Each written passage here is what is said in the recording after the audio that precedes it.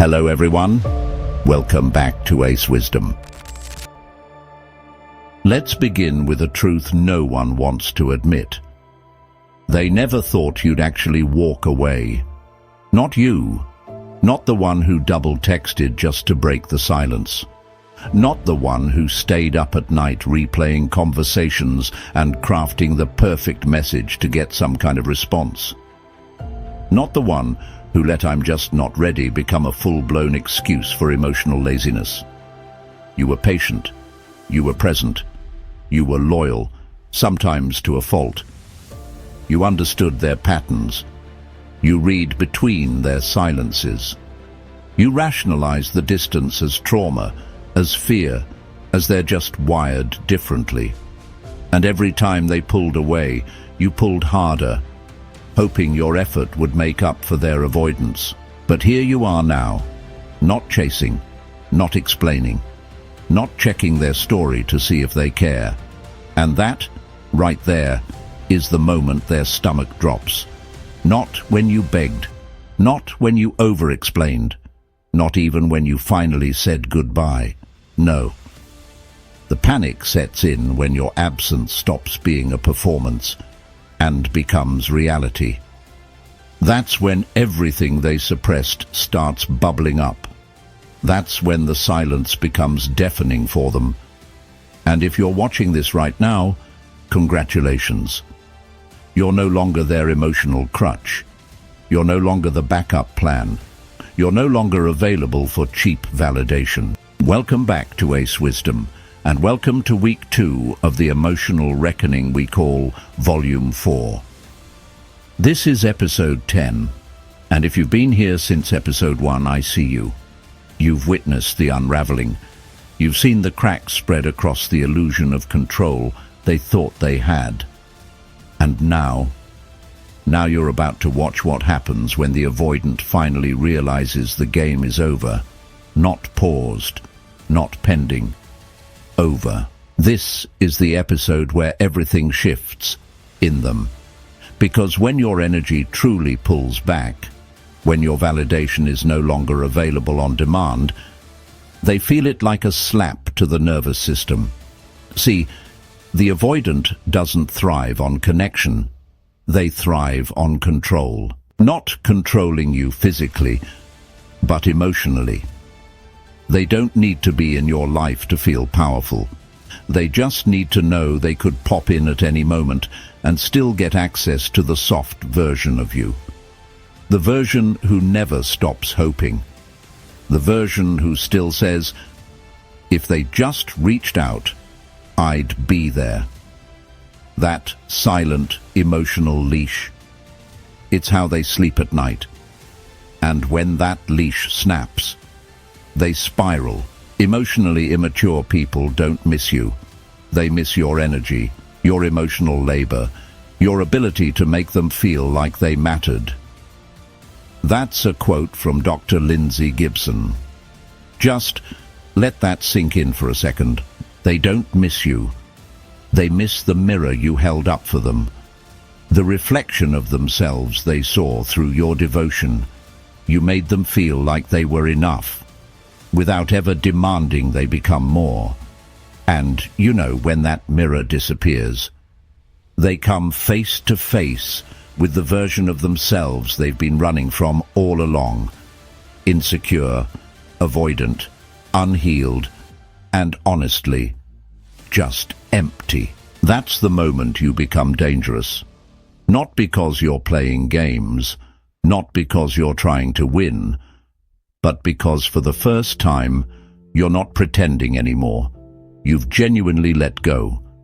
And really, nothing terrifies an avoidant more than the moment you realize you don't need them to feel whole.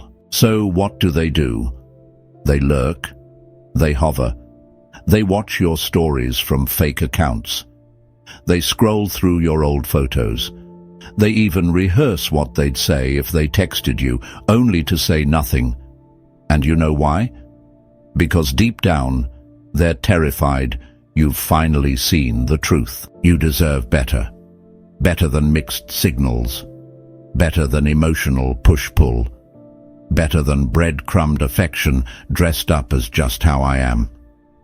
Avoidants don't panic when you walk away. They panic when your emotional oxygen is no longer in their lungs, because their comfort zone isn't closeness. It's knowing they still live in your mind, rent-free. And when you evict them from that space, that's when the anxiety hits. That's when the reality sets in. That's when the silence starts screaming. And if you're watching this, it means you're stepping into the most powerful version of yourself. Your energy shift wasn't petty. It wasn't manipulation. It was necessary. Necessary to reclaim your peace. Necessary to break your own trauma bond. Necessary to finally see what they never wanted you to realize. That love shouldn't feel like confusion. That commitment shouldn't feel like punishment. That being wanted shouldn't come at the cost of losing yourself. And in this episode, I'm breaking down the exact psychology of what happens when the avoidant realizes you're not coming back. You'll see how their nervous system reacts, how their ego scrambles, and how their carefully crafted wall of I don't care starts to crack when they finally face the truth. You stopped waiting. By the end of this video, you'll never look at silence the same again. Because silence isn't a tactic anymore, it's your power. But before we dive into all that, if you've been riding with me through Volume 4, go ahead and smash that like button to keep this message moving. Subscribe and hit the notification bell so you don't miss episode 11. It gets deeper from here. And if you want access to exclusive behind-the-scenes content, bonus breakdowns, and private Q&As, join the channel membership. The link is in the description below. Now, before we go further, I want you to hit the comments right now and type this week's mantra. The shift wasn't for them, it was for me. Say it. Stamp it. Own it. This isn't about hurting them. It's about healing you. And whoever is the first to comment the secret mantra I'll reveal in key point 4, you're getting pinned. Let's go deeper. Let's get real. Let's show them what silence really sounds like. This is Volume 4, Episode 10, and it starts now. Stay focused. Let's talk about what happens first. Not weeks later, not after the panic builds, but the immediate mental spin the avoidant enters when your energy shifts and they realize you're not coming back. Denial, not the kind where they cry on the bathroom floor, not yet. We're talking about that smug, dismissive, ego-fueled voice in their head that goes, they'll be back. They're just trying to get a reaction. They always come back. See, when you finally cut the cord, emotionally, not just physically, their first instinct isn't sadness, it's self-protection. Their nervous system goes straight into defense mode. Because the idea of being abandoned? That's terrifying. But the idea that you're doing this just for attention? That feels manageable. That gives them control. So instead of facing the growing silence like an adult, they gaslight themselves. They rewrite the story to avoid responsibility. You're not gone. You're just being dramatic. You're just using no contact as a tactic. You still care. I know you. You're too emotional to walk away for good. Let that sink in. They reduce your growth to a game. Because the truth, that you're finally done, is too threatening to process. This is classic avoidant defense. They've built their entire attachment system around the belief that love is, well, unsafe. That closeness is suffocating, that depending on someone else leads to pain. So when someone like you shows up, consistent, loving, emotionally available, they don't receive it. They survive it. And when you finally pull back, Their first reaction isn't regret, it's dismissal. Because if they admit that you're really gone, they also have to admit that they pushed away the very thing they secretly wanted all along. And that kind of self-awareness, it would, honestly, shatter their fragile self-image. So what do? They project. They might, roll their eyes when your name comes up. They might tell friends, they're doing this to get my attention. They might even post cryptic things like, some people just love drama, as if to say you're the irrational one. But don't be fooled. That's not strength. That's fear, dressed up as arrogance. Because while they're convincing everyone that they're unfazed, internally, they're checking your page. They're noticing you haven't reached out. They're analyzing that last message to see if there was a hidden meaning. They're entering a mental tug-of-war. Did I misread them? What if they've really moved on? Why do I feel anxious right now? This is the phase where they pretend you're playing a game, when really you've just stopped participating in theirs. Let's be clear. Avoidants don't respond to silence the way securely attached people do. They don't go, wow, I miss this person. Let me reach out and repair the bond. They go, I need to rationalize this so I don't feel anything. And that rationalization usually sounds like, you're bluffing. But you know, the longer you stay silent, the more that rationalization starts to collapse. Because avoidants are like total masters at suppressing emotion, not eliminating it. And what's suppressed always resurfaces. So hey, key point 1 is simple, but critical. Their first response to your detachment isn't sorrow, it's denial. Because admitting the truth means facing their own emotional cowardice, and that's something they'll avoid at all costs. Until the cost becomes losing you forever. And that realization, it's coming. So stick with me.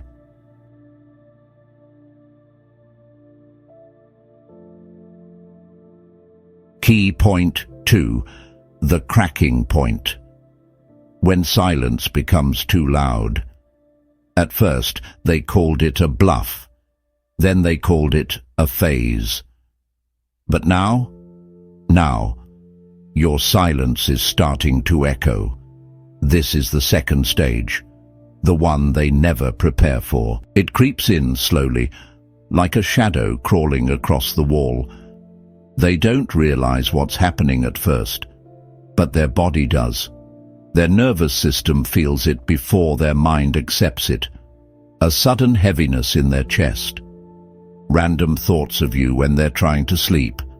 The urge to check your profile one more time, even though nothing's changed. This is the cracking point. The denial starts to break. And with it, so does their false sense of control. Because here's the cold truth. An avoidant ex can ignore your presence, but they can't ignore your absence. Why? Because silence removes all distractions. No texts to roll their eyes at. No messages to leave on read to feel powerful. No emotional supply they can milk to remind themselves they still matter to you. Just stillness. And stillness is where their demons live. See, avoidants are masters of distraction. They throw themselves into work, random flings, last-minute holidays, social media flurries. Anything to stay distracted from the emotional weight they refused to process when the relationship was alive. But when you go quiet for long enough, none of those distractions hit the same, because your energy isn't there anymore, and that's not something they can replace. Not with a rebound, not with a situationship, not with a new follower or a Friday night hookup. And it hits them in the most random moments. Standing in the shower, remembering the way you'd wash their back. scrolling through their phone, landing on a picture they forgot to delete. Hearing a song that used to mean nothing, and suddenly it wrecks them. They don't tell anyone this, because that would require admitting the truth. You mattered more than they let on, and now you're not there to soften the impact. And this time, there's no signal from you. No, hey, just thinking about you. No story with the passive-aggressive quote. No breadcrumb they can use to convince themselves they still have a grip on your heart. That silence starts to scream, and it says, "You lost them. They're not coming back. They're really done." This is where their mood begins to shift in private. They snap at people over small things. They isolate, even though they crave connection. They start wondering if they pushed away the only person who truly saw them and loved them anyway. And, ironically, this is also when the avoidant might double down in public. They may start posting more, acting unbothered, trying to look happy. But make no mistake, this is performative. Because honestly, the only person they're trying to convince is themselves. You've officially become the ghost that haunts their mind. And not because you're doing anything, not because you reached out, not because you're posting revenge selfies or quoting heartbreak songs, but because your energy, your real, authentic, nurturing, committed energy is gone. And now they're finally feeling what it's like to live without it. This is the turning point where your silence transforms into presence. Because absence, when it's real, is louder than words. So, key point 2 is this. Avoidants don't crack from confrontation. They crack from peace. Your silence? It's not quiet. It's powerful. And it's starting to dig into the very place they thought was immune, their emotional core.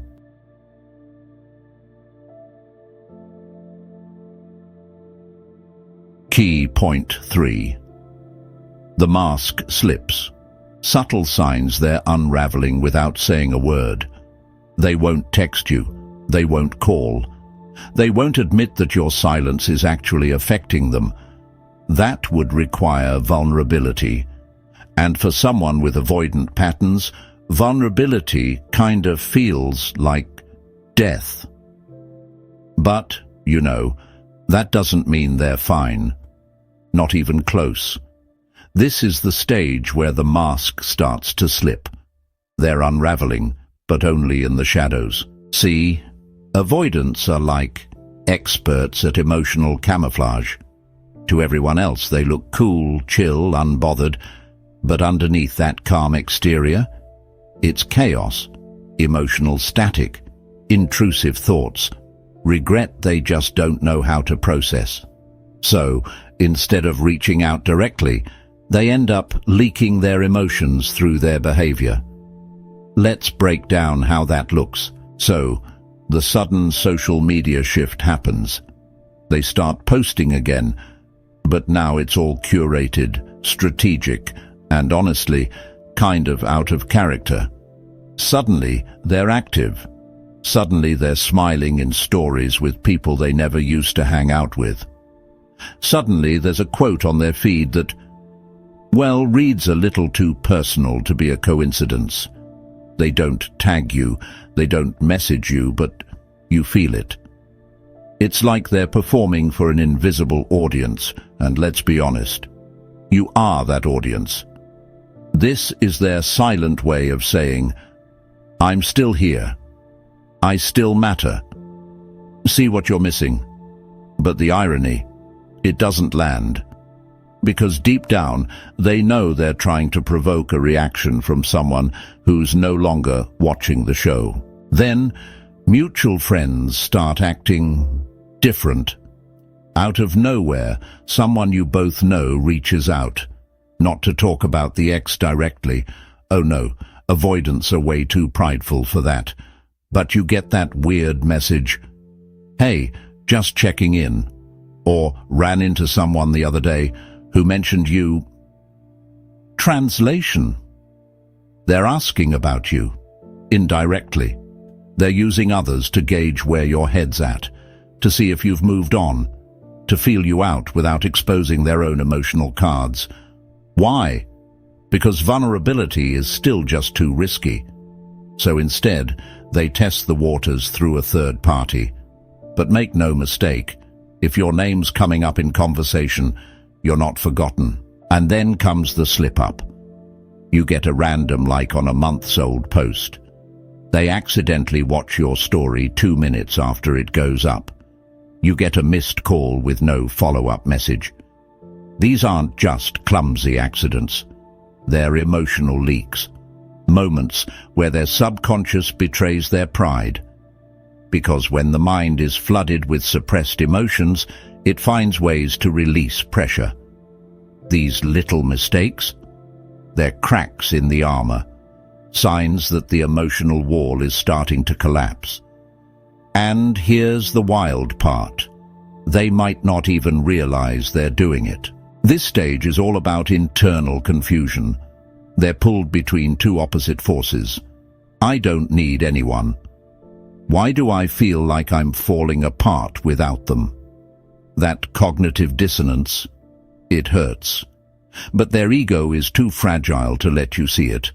So they spiral privately and pretend publicly. And this is where most people break no contact. Because they think they're cracking. Maybe I should reach out and show compassion. But hear me, this is not the moment to soothe them. This is the moment to let their discomfort do its job.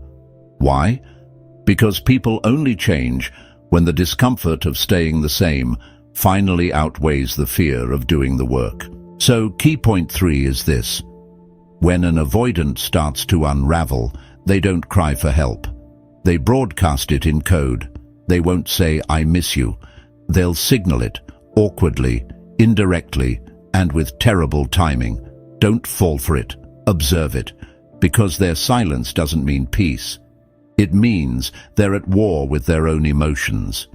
And losing.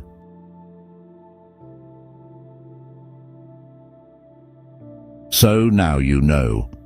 It doesn't happen when you leave. It doesn't happen when you cry, beg, or pour your heart out in one last message. The moment your avoidant ex realizes you're not coming back isn't loud. It's silent. It's in the stillness you've created, the peace you've chosen, the access you've revoked.